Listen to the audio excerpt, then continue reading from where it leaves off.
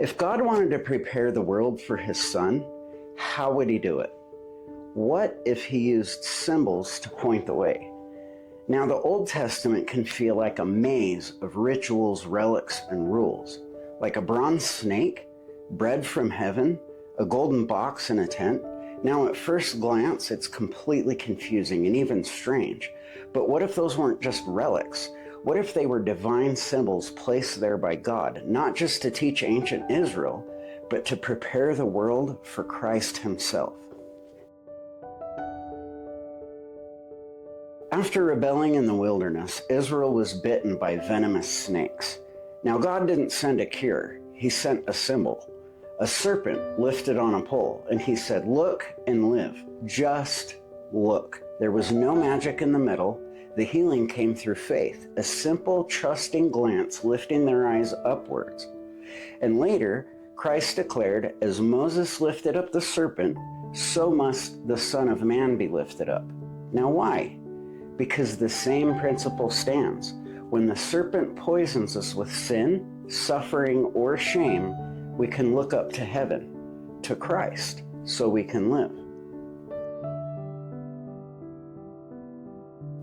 Every day for 40 years, God fed his people with manna from heaven. It was enough bread just for that day, no more, no less. The people couldn't store it, they couldn't stockpile it. God was teaching them something eternal, daily dependence.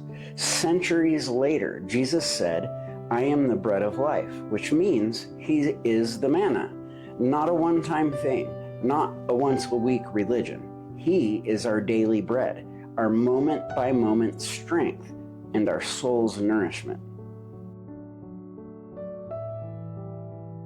It wasn't just a golden box tucked behind a curtain.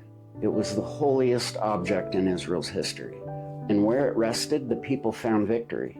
This was the throne of God on earth, his presence, his power, his covenant. And what was inside? Stone tablets etched by the very finger of God, a jar of manna, bread that fell from heaven, and a dead branch from Aaron's staff that bloomed with life. Law, provision, resurrection. It is not that subtle. Every item inside whispered the name of Jesus, the lawgiver, the sustainer, the life giver. The ark, it didn't just point to Christ, it represented him. Every piece inside testified of his mission. He's the covenant. He's the mercy seat. They carried the ark, we carry Christ, but the covenant is the same. In order to stand before God on behalf of the people, the high priest had to be washed, anointed, and set apart. His body was cleansed with water, sacred oil was poured on his head, and then he was dressed in holy garments, layers of linen, gold, and scarlet, each piece chosen by God. Over his chest, he wore a breastplate with 12 precious stones, each engraved with the name of the tribe of Israel. He didn't just represent the people, he carried them. Their names rested on his heart as he entered the Holy of Holies.